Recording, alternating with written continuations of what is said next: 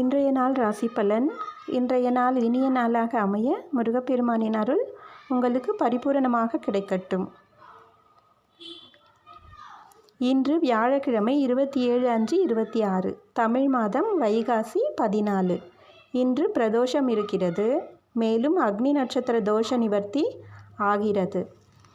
ராவு காலம் 1:30 யமகண்டம் 6:7, குளிகை 9 to 10:30, நல்ல நேரம் மதியம் 1 to 1:30, இரவு 8 to 9. சந்திராஷ்டமம் கும்பராசிக்கு இருக்கிறது.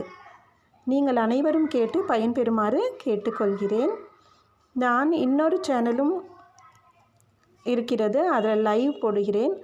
அதையும் பார்த்து பயன்பெறுமாறு கேட்டுக்கொள்கிறேன். வணக்கம்.